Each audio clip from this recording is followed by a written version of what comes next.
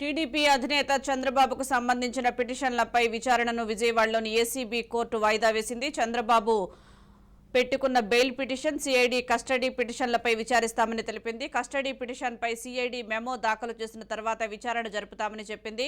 Custody petition, bail పిటిషన్లపై వాదనలు విన్న తర్వాత రెండింటిపై ఒకేసారి ఆదేశాలను వెలువరిస్తామని తెలిపింది. ఈ రెండు పిటిషన్లపై దేన్ని ముందు విచారించాలో నిర్ణయిస్తామని వెల్లడించింది. మరోవైపు చంద్రబాబు దాఖలు చేసిన క్వాష్ పిటిషన్ను ప్రస్తావించడానికి సుప్రీంకోర్టు అనుమతించింది.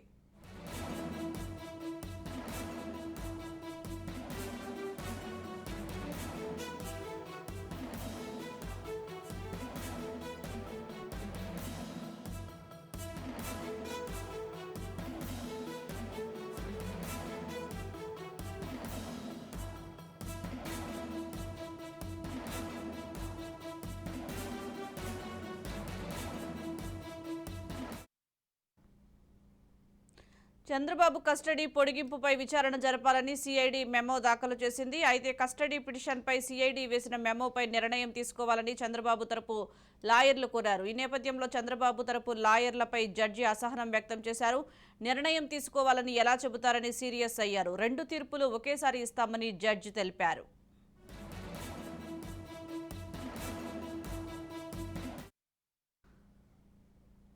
స్కిల్ స్కామ్ కేసులో చంద్రబాబును మరో 5 రోజులు కస్టడీకి ఇవ్వాలని సిఐడి ఏసీబీ కోర్టును కోరింది. విచారణకు చంద్రబాబు సహకరించడం లేదని, లంచ్ బ్రేక్ తర్వాత కూడా సమాధానాలు చెప్పలేదని సిఐడి అధికారులు కోర్టు దృష్టికి తీసుకువెళ్లారు.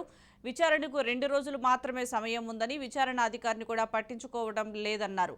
ప్రశ్నలకు పొంతనలేని సమాధానాలు చెప్పడంతో పాటు కావాలనే కాలయాపన చేస్తున్నారన్నారు.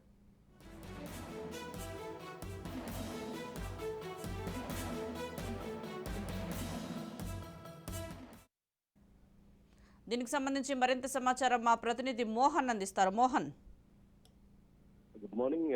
ప్రస్తుతం మనం చూసుకుంటే ఏదైతే చంద్రబాబు అప్డేట్స్ చూసుకుంటే ఈ రోజు చాలా కీలకమైన దశకు చేరుకున్నారని చెప్పుకోవాలి. ఇటు ఏదైతే స్క్వాష్ పిటిషన్, ఎఫ్ఐఆర్ మీద, రిమాండ్ మీద స్క్వాష్ పిటిషన్ వేసినటువంటి హైకోర్టులో దాన్ని డిస్మిస్ చేయడంతో దాన్ని సవాల్ చేస్తూ స్పెషల్ లీవ్ పిటిషన్ కింద సుప్రీంకోర్టులో చంద్రబాబు అప్పీల్ చేసుకున్నారు.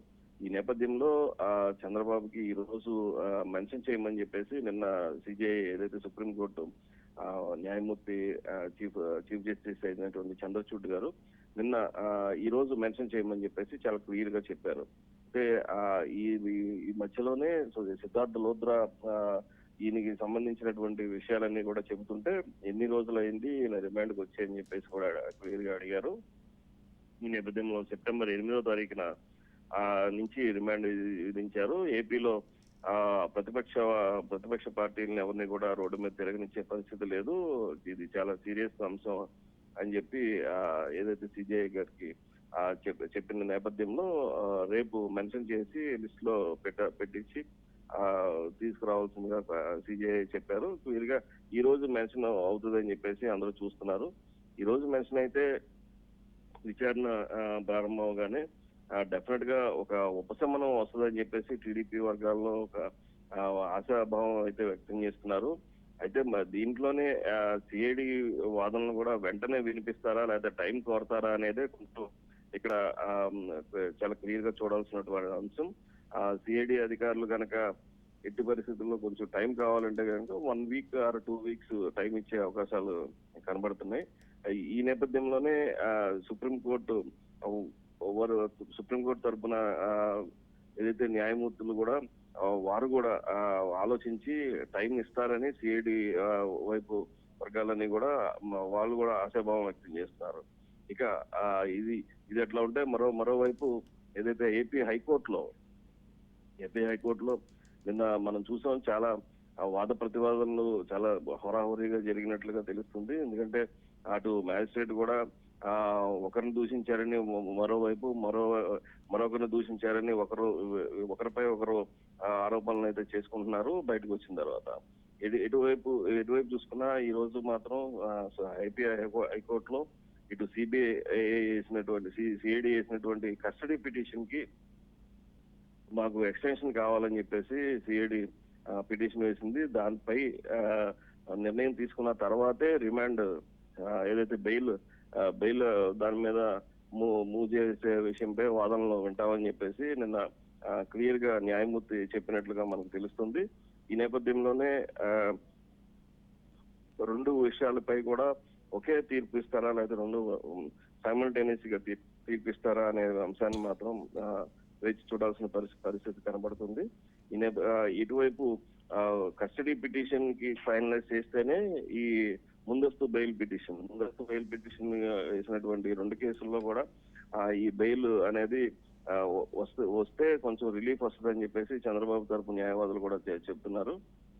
ఈ నేపథ్యంలో సిఐడి తరపున న్యాయవాదులు కూడా చాలా బలంగా, ఎందుకంటే కస్టడీకి తాత్పర్యం వహించారు, డిలే చేశారు, చంద్రబాబు కావాలని డిలే చేశారు అని చెప్పేసి వీళ్ళు చెబుతుంటే, అటువైపు మాత్రం సిఐడి అధికారులే కావాలని ఇలా చెబుతున్నారు.